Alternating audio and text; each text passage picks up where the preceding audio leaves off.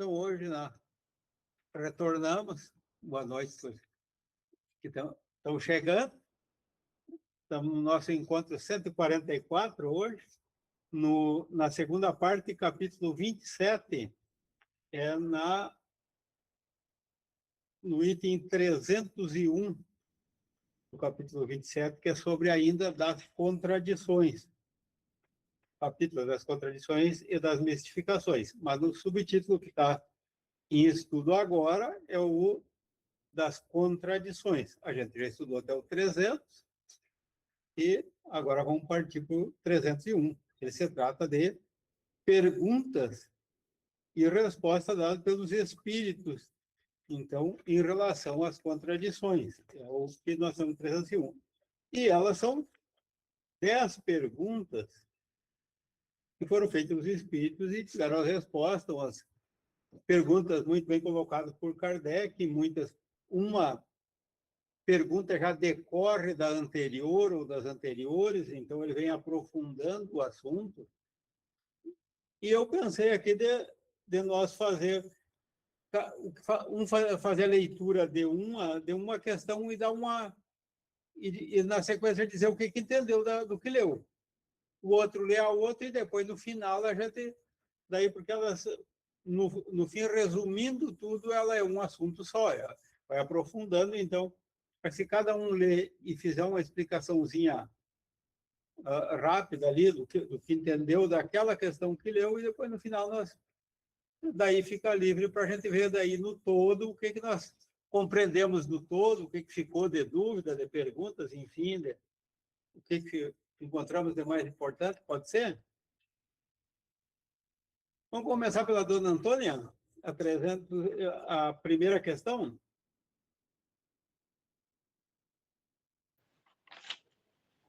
301. Eis as respostas dadas pelos espíritos às perguntas seguintes, relativas às contradições. 1. O mesmo espírito se comunicando em 2 centros diferentes pode transmitir sobre o mesmo assunto 2 respostas contraditórias? Se os 2 centros diferem entre si em opiniões e pensamentos, a resposta poderá lhes chegar deturpada, porque estão sob influência de diferentes colunas de espíritos. Não é contraditória, mas a maneira pela qual é dada.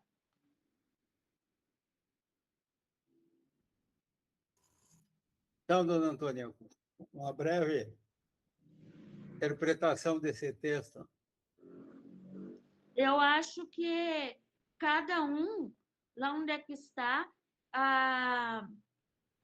ela não é uma resposta contraditória, mas conforme é dito em cada lugar, conforme o lugar em que o espírito está. Se os 2 centros diferem entre opiniões e pensamentos, pode-se pensar que é deturpada a resposta, porque eles estão sob essa influência de diferentes espíritos.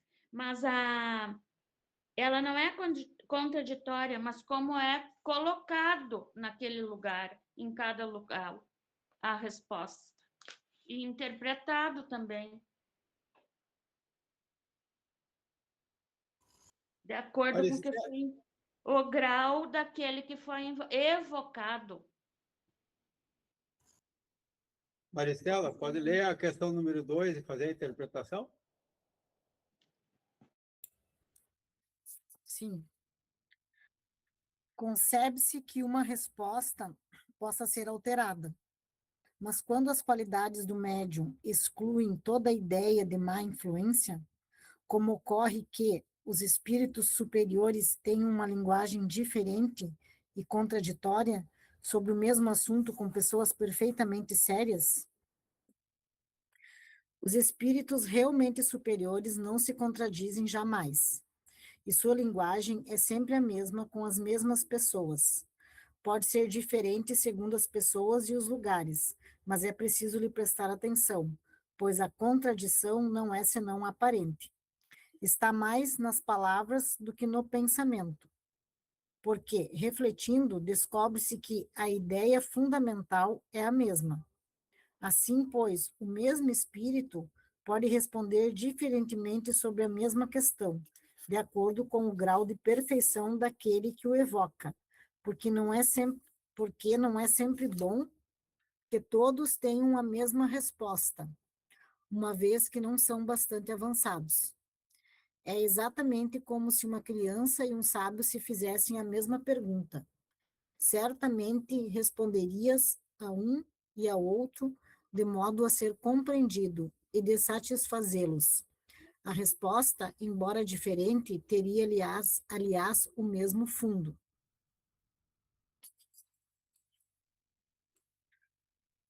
Eu não sei, na minha compreensão, assim, eu lembrei agora, a gente lendo aqui, de quando a gente vai, por exemplo, dar uma palestra, né? Que a gente aprende e sempre ter o cuidado para quem a gente está passando aquela informação, né? Ou seja, o público, para quem a gente vai comunicar. Então, é bem como a questão disso, se tu vai dar uma palestra, por exemplo, sei lá, num colégio para crianças, vai ser um tipo de palavra, um tipo de comunicação, se tu vai dar para adultos, ou seja, se a gente vai dar uma palestra dentro do centro espírita para falar sobre a doutrina espírita, supõe-se que as pessoas ali têm um pouco já de compreensão sobre algumas palavras, sobre alguns assuntos, então a gente pode comunicar daquela forma. Dependendo se a gente vai falar sobre a doutrina espírita num lugar que as pessoas são leigas, que não tem nenhum conhecimento de doutrina, ou tem curiosidade de saber, teríamos que falar de uma forma mais simples. Então, eu acho que é isso também que ele diz aqui no final, né? Teria o mesmo fundo. É assim também é com a espiritualidade. O fundo sempre vai ser o mesmo, né? A essência vai ser a mesma, a linguagem, mas como você passa aquela informação é que faz a diferença. Então, por isso que a contradição às vezes é só aparente, né? Está mais nas palavras do que no pensamento, porque a ideia é sempre a mesma. É isso que eu entendi. Pode ler a terceira para nós, já que e, interpretá-la.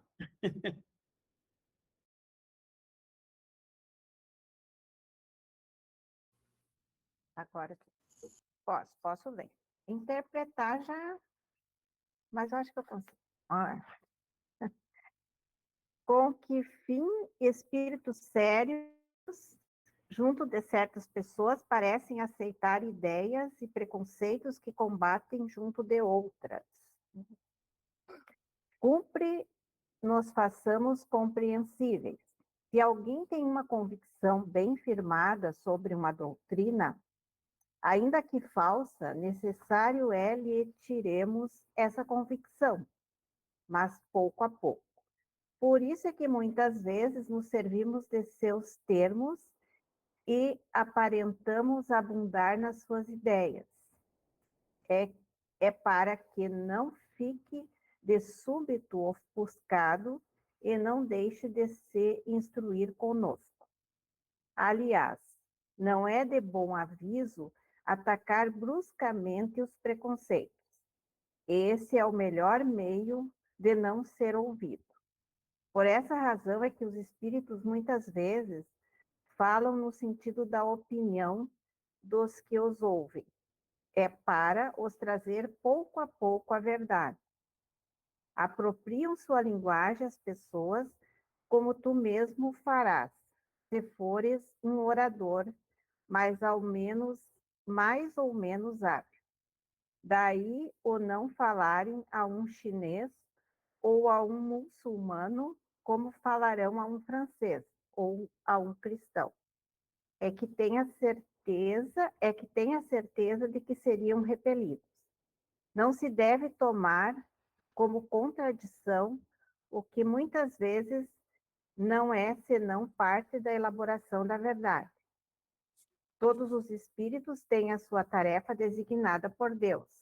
Desempenham-na dentro das condições que julgam convenientes ao bem dos que lhes recebem as comunicações. Muito interessante. até para adotar nos dias de hoje, né? Me parece que os espíritos, então, quando encontram pessoas assim, ou grupos, né, muito preconceituosos, com muita dificuldade, né, com falta de flexibilidade nas questões, eles não, acho que não, como diz assim, não batem de frente, né, eles vão aos poucos, né, a fim de conseguir doutriná-los da melhor forma possível, porque se for direto, né, provavelmente vão ser repelidos. Achei muito interessante. Foi isso que eu entendi. Tá bom. Silene, pode ler a próxima, número 4? E depois dar a explicação. As contradições, mesmo aparentes, podem lançar dúvidas no espírito de algumas pessoas. Que meio de verificação se pode ter para conhecer a verdade?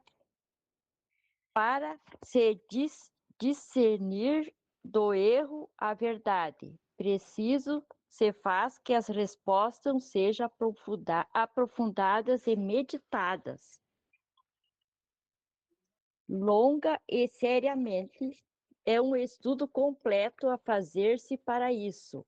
É necessário tempo, como para estudar todas as coisas. Estudai, comparai, aprofundai. Incessantemente vos dizemos que o conhecimento da verdade só esse preço se obtém. Como quereis chegar à verdade quando tudo interpretais segundo as vossas ideias acanhadas, que, no entanto, tomais por grandes ideias? Longe, porém, não está o dia em que o ensino dos espíritos será por toda parte uniforme, assim nas minúcias como nos pontos principais. A missão deles é destruir o erro, mas isso não se pode efetuar senão gradativamente. Então, o que eu pude compreender aqui é que a gente tem que se aprofundar, estudar bastante, para que o conhecimento da verdade, como diz aqui, faça com que a gente possa entender melhor, né? E discernir a missão, destruir o erro, como diz aqui, mas isso não se pode efetuar senão gradativamente. Tem que ser aos poucos, mas através dos estudos a gente consegue estudar cada vez mais. Foi o que eu pude compreender aqui. Para discernir o erro da verdade, né? É através do estudo. Seu Vanderlei, ainda bem que insistiu lá e conseguiu entrar. O senhor está localizado onde nós estamos no estudo? Sim. Nós estamos aqui daí agora nessa questão 301 ali, daí no item 301, a questão que a Silene leu foi a número 4. Isso. Agora tem 5. Agora vamos na 5. Então, agora eu vou pedir para a Eliane ler a 5 e depois o senhor lê a 6. E daí lê e diz o que entendeu. A Eliane agora vai ler a 5, o senhor vai depois ler a número 6 para nós. Tá bom. Existem pessoas que não têm o tempo e nem a aptidão necessária para fazer um estudo sério e aprofundado. Assim, aceitam sem examinar aquilo que lhes é ensinado. Elas não correm o risco de acreditar em erros? O mais importante é que elas pratiquem o bem e não façam o mal. Para isso, não há duas doutrinas. O bem é sempre o bem, independente de fazê-lo em nome de Alá ou de Jeová. porque existe apenas um Deus para o universo inteiro. Eu entendi que, por mais que a pessoa não tenha um estudo, né, o que não, ele sabe que o bem, o que é o bem e o que é o mal, né? E que o importante é que ele pratique o bem. Isso que eu entendi. Não tem como a pessoa acreditar em erros se ela sabe. Acho que a gente já nasce com isso, né? Sabendo o que é o bom, o mal, o que é o bem, o que é o mal. Então, por mais que sejam induzidos, no fundo a pessoa sabe.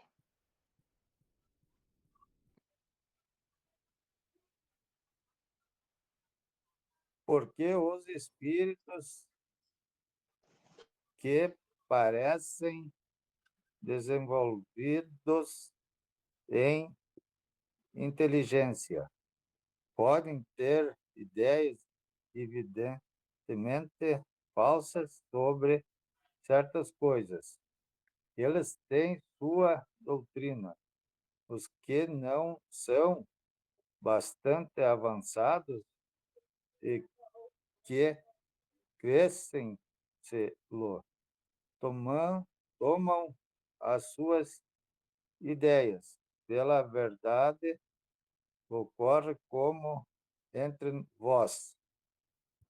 Eu entendi aqui que os espíritos mais elevados, eles, né, sempre estão à frente dos que não estão muito elevados, eles, né, digamos, alguns sabem mais, outros sabem menos, é aquela coisa que, né, tem várias maneiras de interpretar essa frase, né?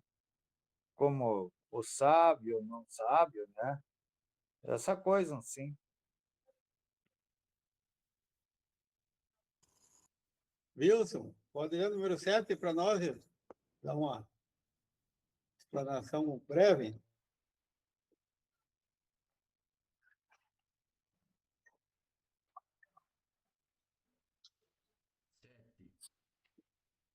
Que se deve pensar de doutrinas segundo as quais um só espírito poderia comunicar-se e que esse espírito seria Deus ou Jesus? O que isto ensina é um espírito que quer dominar, pelo que procura fazer crer que é o único a comunicar-se. Mas o infeliz que ousa tomar o nome de Deus duramente espiará o seu orgulho. Quanto a essas doutrinas, elas se refutam a si mesmas, porque estão em contradição com os fatos mais bem averiguados. Não merecem exame sério, pois que carecem de raízes. A razão vos diz que o bem procede de uma fonte boa e o mal de uma fonte má. Por que haveríeis de querer que uma boa árvore desse maus frutos? Já colhestes uvas em macieira? A diversidade das comunicações é a prova mais patente da variedade das fontes, de onde elas procedem. Aliás, os espíritos que pretendem ser eles os únicos que se podem comunicar, esquecem-se de dizer que não o podem, por que não o podem os outros fazê-lo. A pretensão que manifestam é a negação de que o Espiritismo tem de mais belo e de mais consolador as relações do mundo visível com o mundo invisível, dos homens com os seres que lhes são caros e que assim estariam para eles sem remissão perdidos. São essas relações que identificam o homem com o seu futuro, que o desprendem do mundo material. Suprimi-las é mergulhá-lo na dúvida, que constitui o seu tormento. É alimentar-lhe o egoísmo. Examinando-se com cuidado a doutrina de tais espíritos, nelas se descobrirão a cada passo contradições injustificáveis. marcas da ignorância deles sobre as coisas mais evidentes e, por conseguinte, sinais certos de sua inferioridade. O Espírito de verdade. Primeira coisa que nos chama a atenção aqui é que essa resposta é assinada pelo Espírito de verdade, que é que preside toda a obra da codificação, não só esta obra. Principalmente o Livro dos Espíritos, esta obra, o Livro dos Médiuns, o Céu e o Inferno e a Gênese. Já o Evangelho segundo o Espiritismo, parece que Kardec teve mais independência para fazer. Mas o fato é que ele responde a esta questão de Kardec. Por que Kardec pergunta? Das doutrinas segundo as quais um só Espírito poderia comunicar-se. Eu não conheço, mas ao tempo de Allan Kardec deveria ter alguém que pensasse assim. Primeiro, a maioria das pessoas nem admitem que os espíritos possam se comunicar. Se esse tipo de ideia existia, é dentro do movimento espírita da época. E por isso esta obra, para orientar as pessoas que adentram o movimento espírita. E a resposta dada é que eles pretendem dominar. O espírito que traz uma informação desta, que não é uma informação, na verdade é uma desinformação, o seu objetivo principal é dominar. Porque se for aceita a ideia, tudo que ele disser vai ser incorporado como uma verdade sem questionamento, porque não vai ser dado oportunidade para que outros espíritos se comuniquem. Mas daí o próprio Espírito de Verdade faz um alerta. A razão vos diz que o bem procede de uma fonte boa e o mal de uma fonte má. Certamente um espírito que venha a pregoar uma ideia dessas não pode ser um espírito do bem, porque, como ele próprio disse, a sua ideia é dominar, é não permitir contradição naquilo que ele fala. Só ele falaria. E daí ele prossegue. Já colhestes uvas em macieira? A diversidade das comunicações é a prova mais patente da variedade das fontes de onde elas procedem. Mesmo que o Espírito dissesse que só um podia se comunicar, era patente que as comunicações nas diversas reuniões espíritas, nas diversos pontos onde ocorriam, tinham informações que não eram da mesma forma, com a mesma linguagem, já foi abordado aqui antes, né? E isso já evidencia que não se tratava do mesmo espírito. Claro que nós podemos também dizer que o animismo influencia quando o espírito se comunica, né? Pode acontecer também no espírito falar num lugar e depois numa outra cidade com outro médium e o registro, no caso da psicografia, não ser uniforme. Mas a ideia, pelo menos, tem que ser a mesma. E aí tem um arremate aqui também, né? Eu estou na oitava ou na sétima? Na sétima. Na sétima, tá, tô passando para outra. A pretensão que manifestam é a negação de que o Espiritismo tem de mais belo e de mais consolador as relações do mundo visível com o mundo invisível. Porque o Espiritismo, nós sabemos, é o consolador anunciado por Jesus um pouco antes de ser preso. E como é que seria esse consolador se só um espírito se comunicasse? A consolação vem pela comunicação dos espíritos. E aí a gente, em certas ocasiões, até pode ter informações de conhecidos nossos. Porque o que ele coloca aqui, ó, as relações do mundo visível com o mundo invisível, dos homens com os seres que lhes são caros, e que assim estariam para eles sem remissão perdidos. Caso fosse verdade que só um espírito pudesse se comunicar, os demais não poderiam. Não poderiam dizer como estão, não poderiam receber consolação, que se ele não pode falar, ele também não pode ouvir. Ele não teria esse veículo de contato, de intercâmbio entre o mundo espiritual e o mundo dos encarnados, que somos nós no momento, né? Então é uma negação de um fato. E contra fato não há argumento. Né?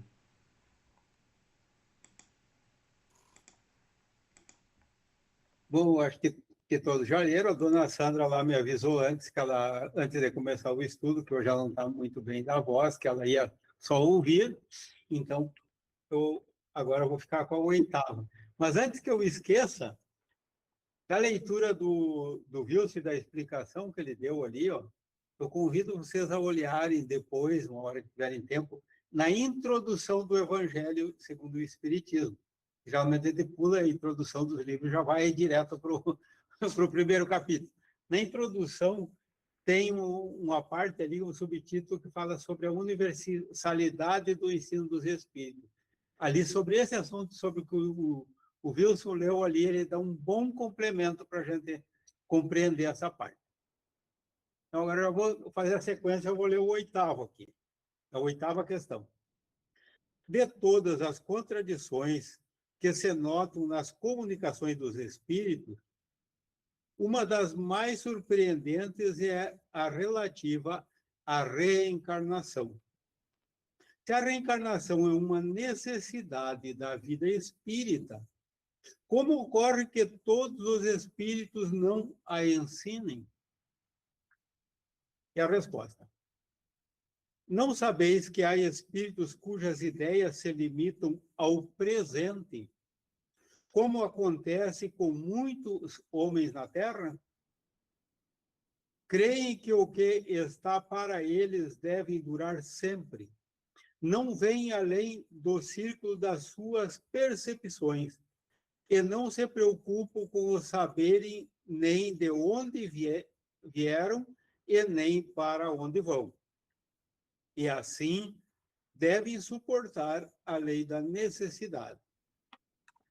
A reencarnação para eles é uma necessidade que nem sonham que poderá chegar. Sabem que o espírito progride, mas de que maneira isso é para eles um problema. Então, se vós lhes perguntardes, falarão de 7 céus superpostos como andares. Há mesmo os que vos falarão de esferas do fogo, de esfera das estrelas, e em seguida da cidade das flores, da dos eleitos.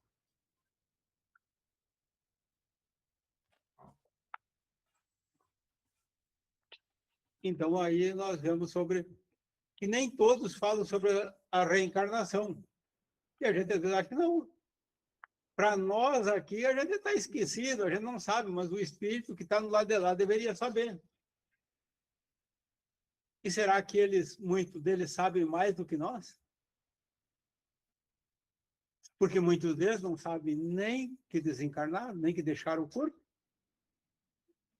Então, se eles nem isso não se deram conta, como é que eles vão ter uma ideia diferente da que eles tinham quando estavam aqui? Quantos dos que estão aqui não acreditam na reencarnação? Então, muitos deles estão lá fixos, com as suas ideias fixas, pensando a mesma coisa de quando estavam aqui. Tem aqueles que estão lá dormindo, que para acordar precisam um choque d'água gelada lá, porque estão esperando o juízo final.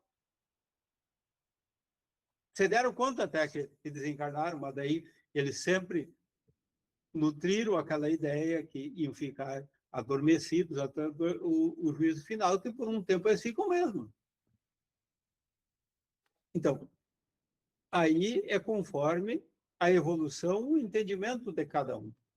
E o que acontece? Então, cada um vai relatar conforme a sua evolução. Assim como quando vem um espírito que já tem uma evolução, um conhecimento sobre a reencarnação, ele vai nos trazer essas comunicações. Então, por isso que a gente tem que discernir até onde é o conhecimento daquele que está explicando. Se nós sair aqui entre os homens perguntando sobre a reencarnação, nós vamos ter uma variedade de respostas enorme, cada um que conforme a sua concepção. Assim como tem algum que já tem um conhecimento bom sobre o assunto, já estudou bastante, ele vai nos dar uma boa explicação, assim como aquele que nem acredita vai nos dar uma explicação conforme a ideia dele, conforme a doutrina que ele tem. E agora vamos reiniciar. Quem é que leu a primeira aqui? Vamos ver, foi a dona Antônia. Pode ser a nona para nós. Vamos reiniciar de novo. Já sabe, conforme a fila, eu já vou dizer aqui. Foi a dona Antônia, depois foi a Maristela, depois foi a Jaque. Nem sei se chega na Jaque, mas eu acho que não, né? Mas então tá. Aí a dona Antônia e depois a Maristela na próxima. Lê e dá a explicação, por favor. Concebemos que os espíritos pouco avançados possam não compreender essa questão. Mas então, como ocorre que espíritos de uma inferioridade moral e intelectual notária falem espontaneamente de suas diferentes existências e de seu desejo de reencarnar para resgatar seu passado? Passam-se no mundo dos espíritos coisas que vós são bem difíceis de compreender. Não tendes entre vós pessoas muito ignorantes sobre certas coisas e que são esclarecidas sobre outras? Pessoas que têm mais juízo do que instrução e outras que têm mais espírito que juízo? Não sabeis também que certos espíritos se comprazem em manter os homens na ignorância, aparentando instruí-los, e que se aproveitam da facilidade com a qual acreditam em suas palavras? Podem seduzir os que não vão ao fundo das coisas, mas quando são levados a perder a paciência pelo raciocínio, não sustentam por muito tempo seu papel. Por outro lado, é preciso ter em conta a prudência que, em geral, os espíritos observam na promulgação da verdade. Uma luz muito viva e muito súbita deslumbra e não esclarece. Podem, pois, julgar útil não a difundir, senão gradualmente, de acordo com os tempos, os lugares e as pessoas. Moisés não ensinou tudo o que o Cristo ensinou, e o próprio Cristo disse muitas coisas cuja compreensão estava reservada às gerações futuras. Falais da reencarnação e vos admirais de que esse princípio não foi ensinado em certos países, mas considerai que um país onde o preconceito de cor reine soberanamente, onde a escravidão está arraigada nos costumes, ter-se-ia repelido o espírito, tão só porque tivesse proclamado a reencarnação, porque a ideia de que aquele que o Senhor possa tornar-se escravo e reciprocamente teria parecido monstruosa. Não valeria mais fazer aceitar primeiro o princípio geral com a condição de tirar dele mais tarde as consequências? Ó homens, vossa visão é curta para julgar os desígnios de Deus. Sabei, pois, que nada se faz sem a sua permissão, e sem um objetivo que, frequentemente, não podeis penetrar. Falai-vos que a unidade se faria na crença espírita. Tendes por certo de que ela se fará, e que as dissidências, já menos profundas, se apagarão pouco a pouco, à medida que os homens se esclarecerem, e que desaparecerão completamente, porque tal é a vontade de Deus, contra a qual o erro não pode prevalecer. Novamente, o Espírito da Verdade. E agora eu vou dizer novamente que eu vou ter que estudar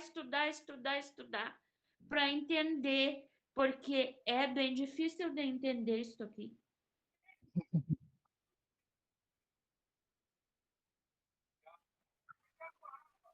Eu acho que eles não vão ter que estudar como eu para poder entender isso aí, que lá no plano espiritual é diferenciado.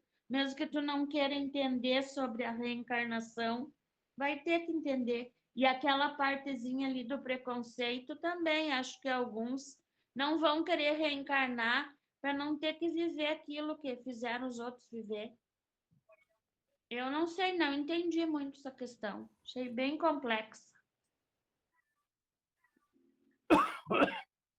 pelo que nos disse a dona Antônia, não é só para os desencarnados, que às vezes é difícil de explicar para nós encarnados, também é difícil. Viu como é que é? Então, um de nós contando lá de lá como é que é, quando perguntarem para nós, explica como é que funciona. E daí nós vamos ter essa humildade de dizer, olha, eu vou ter que estudar mais para responder. Então, daí, às vezes, aqueles que não têm vão nos dizer o quê? Conforme eles entendem, né? Tá, vamos ouvir a Maristela, então, agora na próxima.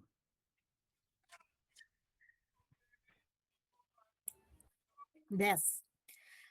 As doutrinas errôneas que podem ser ensinadas por certos espíritos não têm por efeito retardar o progresso da verdadeira ciência? Querereis tudo ter sem esforço.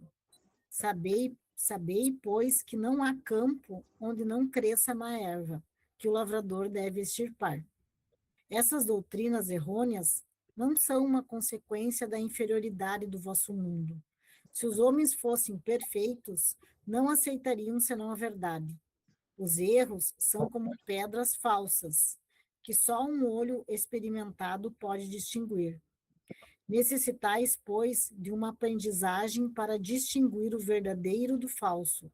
Pois bem, as falsas doutrinas têm por utilidade vos exercitarem para distinguir a verdade do erro.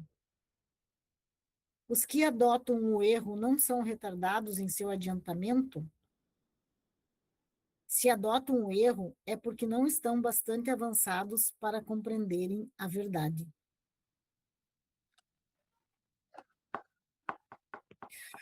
Olha, eu posso dizer que eu fiquei assim, um pouco em dúvida nessa questão, até porque fala doutrinas errôneas, né? Como se... Eu não sei, não consigo ver dessa forma, sabe? Eu penso assim que existem consciências diferentes. Nós estamos em momentos, mesmo encarnados aqui, em momentos de consciências diferentes um dos outros, né? Tem pessoas, às vezes, que estão lá no modo instintivo, mais animal, e outras estão mais conscientes. Em tese, a gente que está estudando a doutrina, temos uma consciência pela luz da doutrina espírita, né? Então, eu não sei, não compreendi bem quando ele fala que certas doutrinas seriam errôneas, mas ele aqui em pedras falsas, né? Como se houvesse coisas falsas, ou seja, que não são verdadeiras. Então, olhando tendo essa visão, realmente, eu acho que vem também para nos esclarecer, para a gente poder saber quando é verdadeiro e quando é falso. Porque como que a gente vai distinguir se a gente não tiver um primeiro conhecimento sobre um determinado assunto? A gente não vai ter esse discernimento, né, de poder fazer uma boa escolha. Então, como ele diz aqui, as falsas doutrinas têm por finalidade nos exercitar para distinguir a verdade do erro. Como diz Antônio, temos muito que estudar ainda. E se a gente adota o erro, é porque não estão bastante avançados para compreender a verdade. Às vezes não tem a consciência ainda, né, para compreender uma verdade, ou a gente nega, né, de ver a verdade.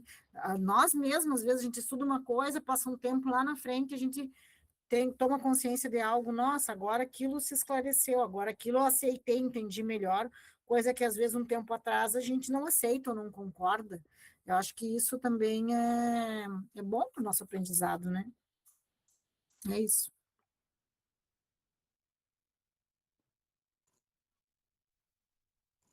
Então, chegamos na 10ª questão aqui, e acho que nós temos agora, pelo tempo aqui, é suficiente para nós daí ver no geral aqui. Eu já vou adiantar. Para mim, de tudo aqui, tudo tem importância, tudo merece um estudo aprofundado. Mas eu acho que nós começar pela 5ª questão, que nos diz que pratiquem o bem e não façam o mal. É o essencial. Então, para começar, enquanto a gente não compreende mais, enquanto a gente tiver dúvida, porque o bem e o mal, como foi dito ali, ele já já a gente traz. A gente tem noção do bem e o mal, não precisa de muito estudo. Então, se a gente se concentrar nisso, já é o bom começo. E depois, se a gente seguir a instrução da número 4, que diz discernir o erro da verdade, é preciso aprofundar essas respostas, meditá-las longa e seriamente. É tudo um estudo a fazer. E daí fala no estudar, e comparar e aprofundar. Então, nós começar por praticar o bem e não praticar o mal, e depois nos dedicar num estudo aprofundado, um estudo sério, meditar, compreender bem, daí o resto vem por conta daí. O resto daí é consequência. Então, dentre todas, que me chamou a atenção, eu acho que para ter uma noção de tudo, para mim o que me tocou foi isso. Então, deixo para os outros falarem também. O que chamou a atenção, qual é, fazer sobre o estudo de hoje. Eu acho, seu Marinho, que a gente tem que estudar mais profundo para ir aprendendo, para poder saber, né? Porque se não estudar, não sabemos profundamente bem. Mas é bem claro que está ali o que o senhor falou, né? Tem que estudar profundamente para saber as coisas. Com certeza. Alguém mais quer comentar?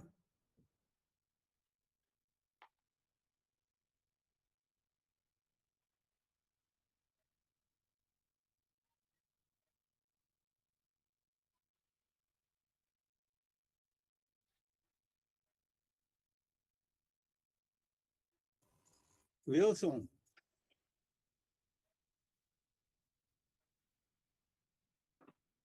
Se vira nos 10, Wilson. O tempo é pouco para falar sobre tudo. Aí o que eu fiz? Eu pedi um resuminho para IA. Aqui, ó. Não vai aparecer aqui, fica um brilho. E ela pegou 3 pontos. Pegou aqui, ó, influência do ambiente e dos médios. Começa assim, ó. Allan Kardec apresenta a resposta dos espíritos para explicar por que diferentes espíritos aliás, Allan Kardec apresenta a resposta dos espíritos para explicar por que diferentes centros ou médiums recebem informações contraditórias sobre o mesmo tema. Porque o foco do nosso estudo é isso. O porquê das contradições. Os espíritos não deveriam dar informações iguais, o próprio Marina colocou aqui, né? Se a pessoa está desencarnada, ela não deve ter ciência de que ela vai reencarnar?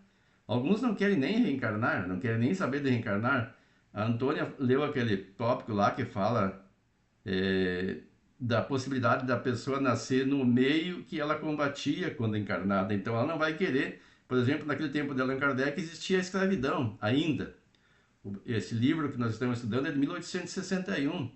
No Brasil, a escravidão foi abolida em 1888, se não me engano. Então foi mais de 20 anos depois.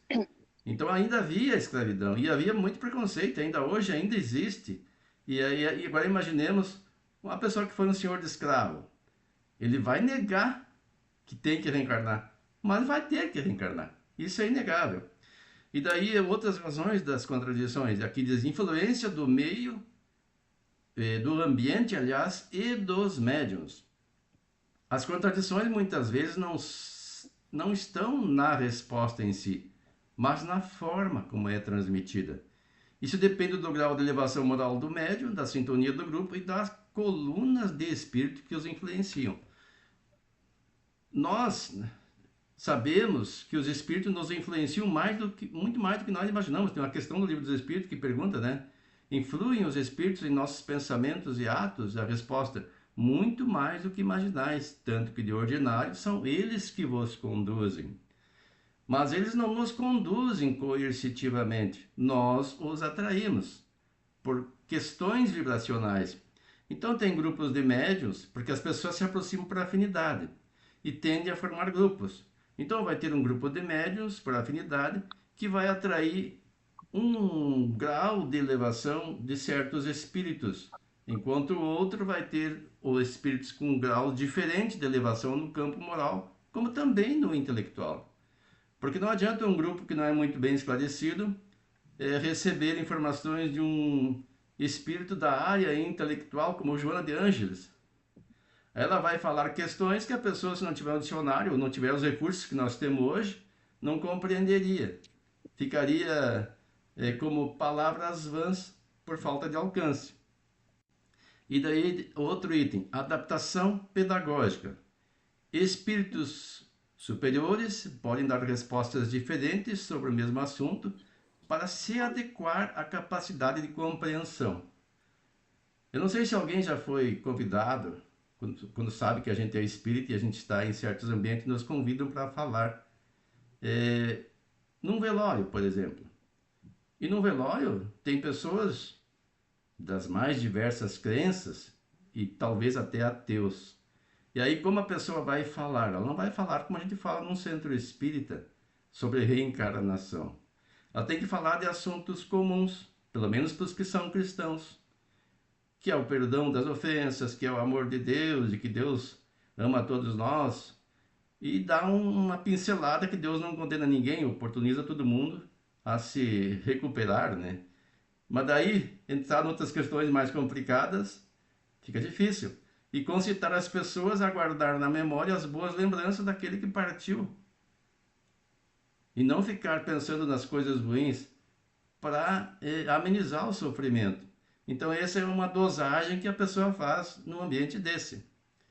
Então, os espíritos adequam a sua linguagem às pessoas que recebem a mensagem. E depois, distinção moral. Para quem não tem tempo de estudar a fundo e teme abraçar erros, a regra básica dos espíritos é: foque na prática do bem e evite o mal. O erro doutrinário não anula os esforços da caridade. Nós nos atemos muito, isso é importante, para não cometer erros doutrinários. O que é erro doutrinário? Erro doutrinário é aquilo que não está de acordo com o que nos orientam as obras básicas do Espiritismo, né? Aquelas que Kardec nos deixou. Mas o que é mais fundamental? É uma pessoa que segue todo esse campo doutrinário na prática exterior, ou aquela que coloca em prática a caridade, o amor ao próximo, a fraternidade? Isso até um ateu pode fazer.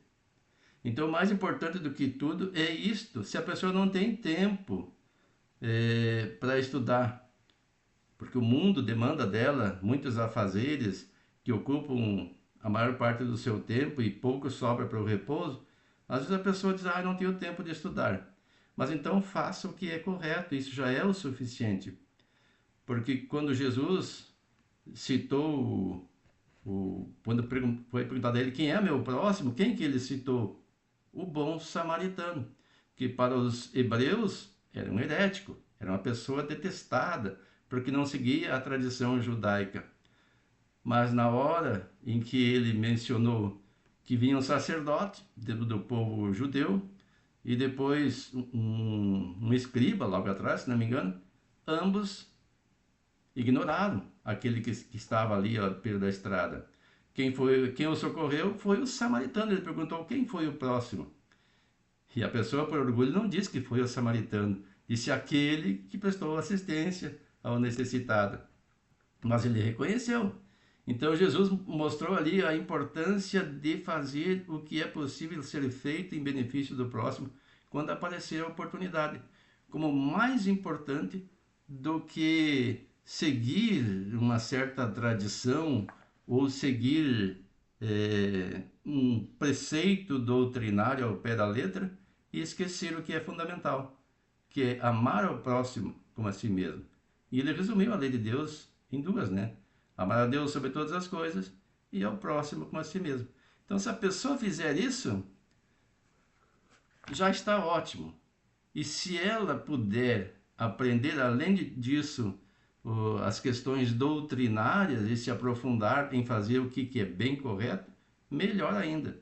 Mas aí cada um deve fazer a sua avaliação, né, do tempo que dispõe e das possibilidades que estão ao seu alcance. A única possibilidade que está ao nosso alcance, que ninguém pode dizer que não tem, é esta: fazer o bem na medida do possível, sempre que tiver oportunidade.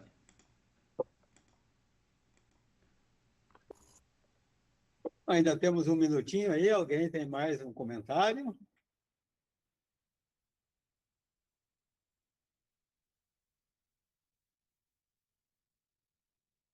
Ficamos bem compreendidos ou ficou um gotinho de quero mais? Ainda tem que estudar mais.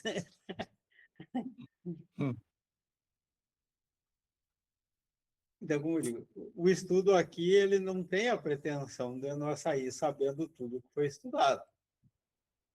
Até é bom quando a gente tem essa noção que a gente precisa, aqui no próprio estudo, de estudar, de meditar. Aqui a gente troca ideia, tem ideia de um e de outro, cada um tem uma interpretação, mas daí isso é elementos para a gente. Nós estamos numa fé raciocinada. Então, para nós exercer a fé raciocinada, nós temos que, no mínimo, raciocinar. Então, aqui nós tivemos já mais combustível para isso. Então, e agora é voltar ao estudo, ler, reler. Então, e a nossa meditação espírita não é aquela que nós vamos ficar na, porque é a posição de lótus, aquela e ficar limpar o pensamento. Não. Aqui, quando a gente fala nessa meditação, é meditar sobre, então, a gente analisar bem, refletir bem sobre os ensinamentos. Então, cada uma, então, não desmerecendo nenhuma das outras questões de meditação, são muito importantes, tudo, mas quando a gente fala aqui, tem essa outra conotação. O Wilson parece que tinha levantado a mão, então, rapidinho ali, para depois nós encerrar. Só para concluir, Jesus não disse tudo o que poderia dizer. Jesus sabe tudo. Ele deixou dito: conhecereis a verdade e a verdade vos libertará. Ela é gradual. A tempo de Jesus havia servos e havia escravos, e nós não temos notícia de que ele tenha se manifestado contra a servidão e contra a escravidão. Mas ele nos trouxe a informação de que todos somos filhos de Deus e que todos somos iguais perante Deus. Ele estava preparando o terreno para que nós compreendêssemos que isso é uma coisa abjeta. Mas se ele falasse isso na época, logo ele seria exterminado, não teria nem tempo de nos deixar as mensagens que deixou e os exemplos através das suas ações. Então tudo tem que ser gradativo. E por isso ele disse que enviaria o Consolador, para relembrar coisas que haveriam de ser esquecidas e tantas outras que ainda não podiam ser ditas. E que hoje é esclarecido pelos próprios espíritos, pela doutrina espírita. E também pelo pensamento evolutivo da humanidade, que já avançou bastante e não se concebe mais esse tipo de sociedade em que se explora ao ponto de escravizar alguém. Jaque, pode fazer uma prece de encerramento para nós acompanhar mentalmente, para encerrar o nosso estudo? Posso.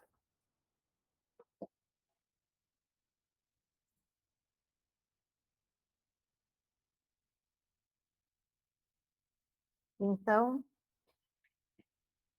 unidos na mesma convicção, na mesma fé, na mesma ideia do amor e da solidariedade,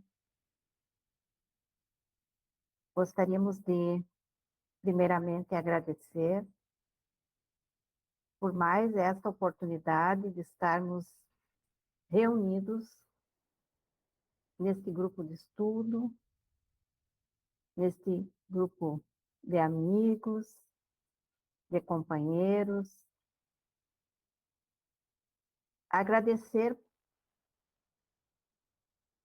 por mais esse dia nas nossas vidas, agradecer pela saúde, pela paz interior, pelas alegrias, e pedir ao nosso Pai, ao nosso Deus, que nos conceda uma semana alegre, tranquila, de muito conhecimento, de muitas informações, de muito estudo, já que hoje aqui concluímos que precisamos de muito estudo, de muito aprendizado, para podermos viver essa doutrina que Jesus nos ensinou. Pedir também pelas pessoas, pelos irmãos que estão nessa noite fria, nas ruas, nos hospitais, nos presídios, nos albergues. Pedir, Pai, por um alento para essas pessoas, que eles possam encontrar o caminho de volta para casa, como o filho pródigo assim encontrou. Então, munidos dessa luz, dessa paz, dessa tranquilidade,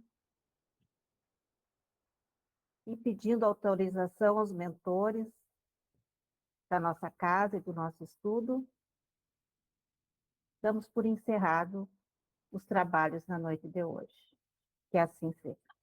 Assim seja.